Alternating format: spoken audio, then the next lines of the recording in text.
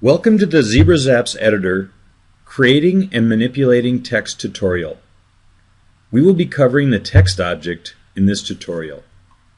I've logged into ZebraZapps and have opened a new blank project. The workspace is currently in event flow view. Let's edit event 1. Do this by clicking the edit button. This will switch to stage view.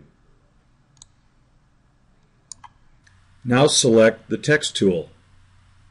Just like with the other objects, I'm going to drag out the width of my text object. And we can type in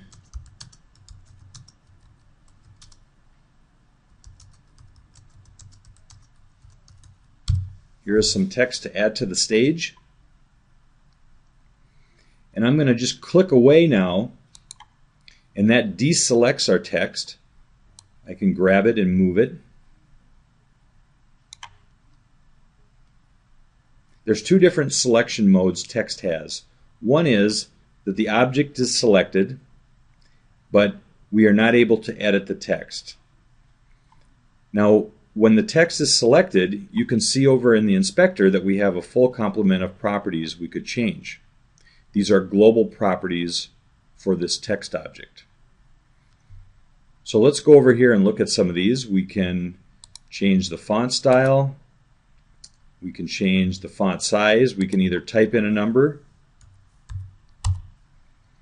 or go to its input value slider and change it that way.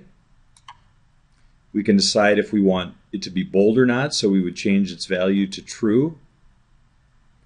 Change it back to false. We could decide on italicize the font, underline the font, change its color. We've learned how to use the color picker in the last tutorial.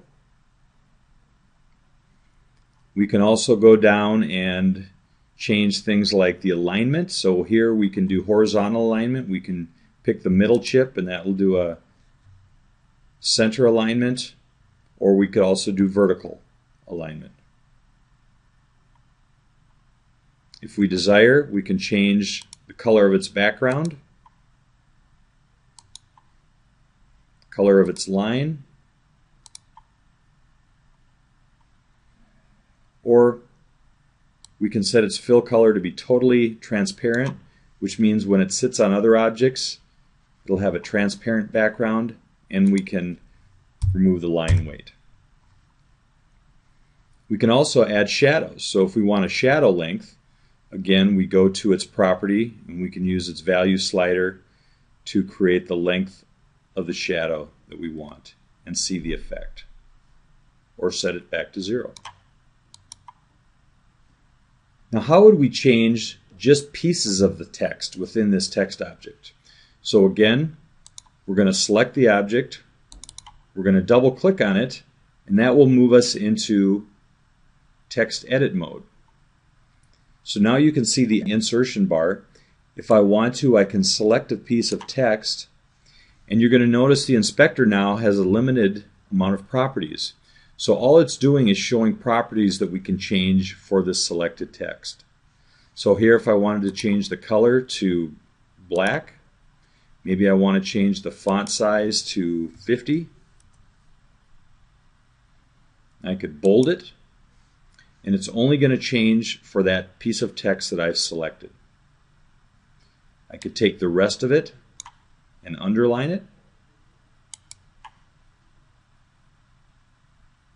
So that's how we make changes to the properties of individual text pieces within a text object.